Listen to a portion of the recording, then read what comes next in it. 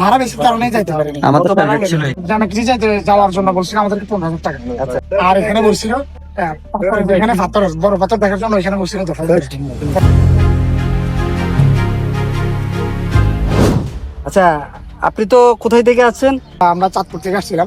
আমাদের যাওয়ার উদ্দেশ্য ছিল আমরা হামসিতে এটাকে কিনে বলে রেমাকিরিতে যাওয়ার উদ্দেশ্য ছিল। তো আমরা ওখানে যাইতে পারিনি, এখানে নাকি তেলের সংকট এবং আপনার ট্রলারের সংকট পাওয়া যায় মাঝে মাঝে। কবে আসছেন থানচিতে? আমরা আসছি আজকে সকালে। আচ্ছা, কি আজকে এই যাওয়ার প্ল্যান ছিল ওইদিকে? আজকে যাওয়ার প্ল্যান ছিল, হ্যাঁ, ওই সময় আসছি। কি কারণে যেতে পারেন নাই?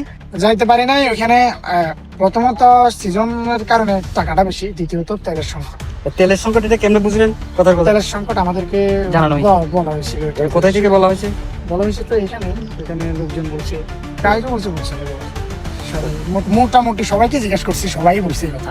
আচ্ছা, মানে মূল অপশন যেতে না পাওয়ার একটা কথাই বলো, মানে আর কেন যেতে পারে না? এটা কি তেলের আর্থিক সমস্যা, যেটা মানে ভাড়া বেশি? আমরা আর্থিক সমস্যা বলতে আমরা ওই জায়গাটা আমাদের ছিল পুরো ভাড়া বেশি, তারপরে আমাদেরকে বলছে ভাড়া বেশি কারণে যাইতে পারিনি। আমার তো টার্গেট ছিল জামাকিরি যাওয়ার জন্য বলছিল আমাদেরকে 15,000 টাকা। আর এখানে বলছিল এখানে বড় পাথর দেখার জন্য এখানে বলছিল 10,000 টাকা। বড় পাথর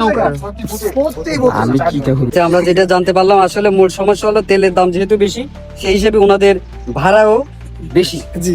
আজ এই পর্যন্ত। আমরা এখন চলে যাব তেলের দোকানগুলোতে, এরপরে আমরা উপজেলা নির্বাহী ম্যাজিস্ট্রেট কাছে চলে যাব। ধন্যবাদ।